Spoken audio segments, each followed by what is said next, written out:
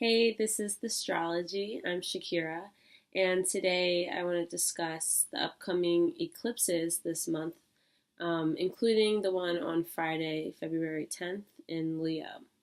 Eclipses occur every 6 months, and we usually get two eclipses every 6 months. It's usually like a lunar eclipse followed by a solar eclipse, or vice versa. Um, and this happens when one of the luminaries seems to eclipse or occult the other one. So if you can imagine that my head is the earth, and this hand is the sun, and this hand's the moon. During a lunar eclipse, which is a full moon, the sun and the moon are opposite each other. And during an eclipse, when they all come into alignment, the light from the sun shines onto the earth, and the shadow of the earth falls onto the moon. Therefore, the moon is being eclipsed.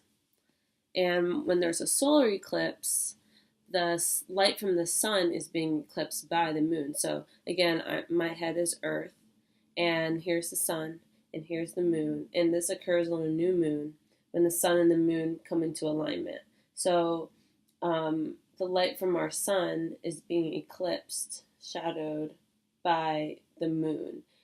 From here on Earth, it looks like the sun is disappearing for a moment while the moon comes across its path.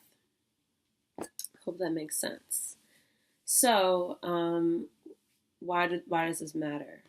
Eclipses are the most dramatic celestial event that takes place from our perspective on Earth, because our luminaries, the sun and the moon, the light from them shuts out.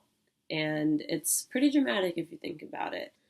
So, with astrology, we look at eclipses because they take place in a certain pair of signs. In the last year and a half, we had eclipses in Pisces and Virgo. Pisces and Virgo are opposites, so we have eclipses in those signs for a year and a half.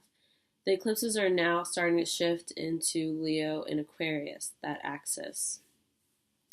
And we get the first Leo eclipse on February 10th, on Friday. And that eclipse is a lunar eclipse. And I think it's visible in like Australia. I have to check on that. The path of visibility is also very important, as us in the United States will see in August. We get a huge solar eclipse that crosses the shadow of the eclipse, or the path of visibility, meaning where you can actually see it, falls across the entire continental U.S., which is huge. We haven't had this happen for about 100 years, maybe 99 years, and it's going to be really big. It's in Leo. It's going to be on August 21st, and it's big for the United States for a number of reasons, and we'll get into that maybe later. Definitely in August. So what does this mean for you, especially if you're like a Leo or an Aquarius, or if you have Leo or Aquarius in your chart? What does it mean that the eclipses are moving into these signs? Well, to start, eclipses shake things up, and they shake things up in a way that make us really clear about where our soul, where our destiny is headed, and kind of where the universe wants us to be. They pull us toward our destiny.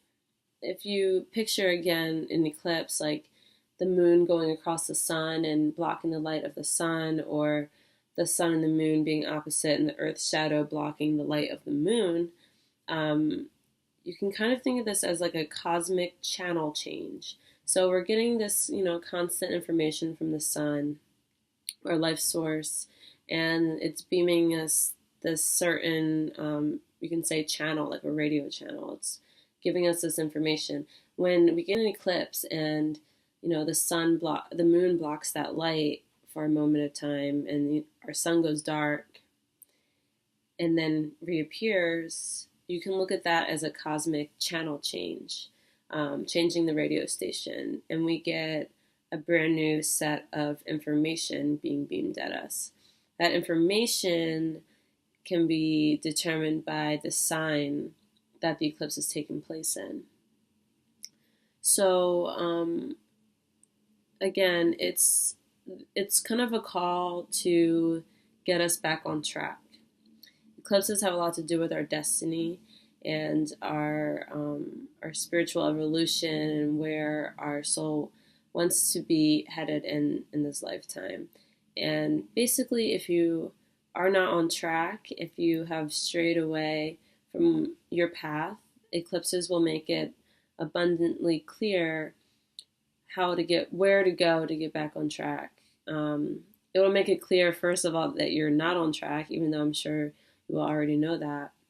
And if you are on track, if you are doing, your dharma, your work, then eclipses can bring beautiful opportunities for you, open up doors, and it really does depend on the person, their chart, what's being highlighted in your life, but you'll for sure see the effects of these eclipses around you. If not within, your immediate social circle or family situation, you'll see it in the news, you'll see it in the collective. So let's talk a little bit about Leo and Aquarius. This upcoming eclipse on Friday, February 10th, is at 22 degrees of Leo, and it's a lunar eclipse. So you can expect it to be very emotional. The moon's involved in any eclipse, but we're highlighting the moon in a lunar eclipse.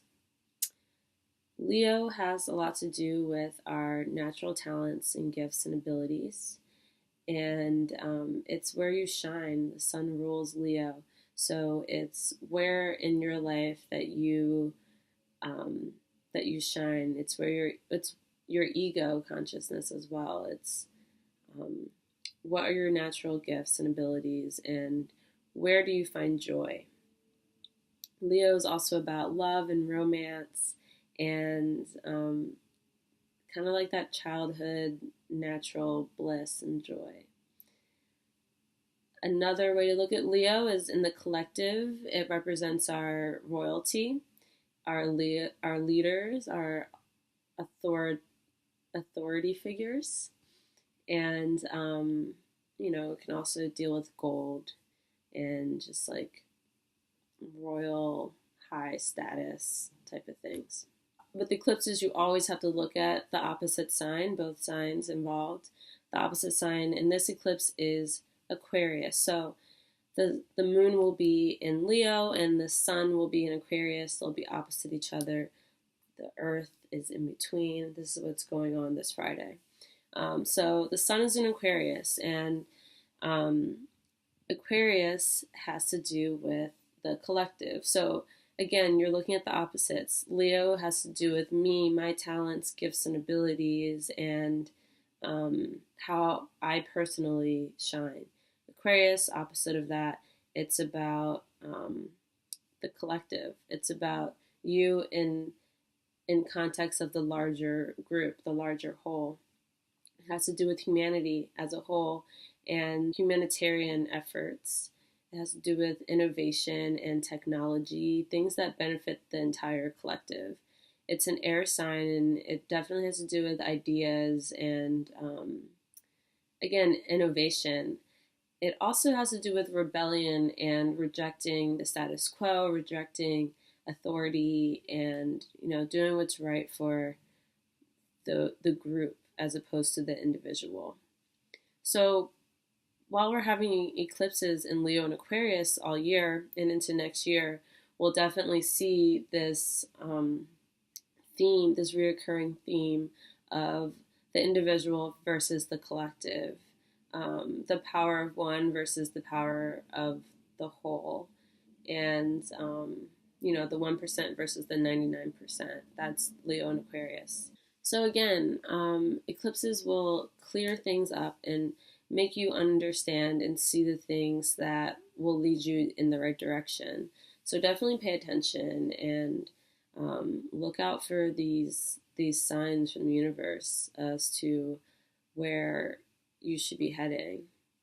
Um, when things start to get crazy, because they will, because eclipse season, things always get crazy, you always go to your moon. Go to your moon, go to your moon sign, the house it's in, and you go to the Cancer house as well. So you look at your chart, and I'm going to get my chart. So you look at the chart. This is my chart, and it's going to be backwards. Sorry. But you look at for where your moon is. There's mine in Aries. And you also look for where Cancer is in your chart and what house that rules. So for me, it's the 5th house. Um, and you go to your moon sign because that is where how you feel nurtured and taken care of and comfortable. And it's going to be an interesting year, guys.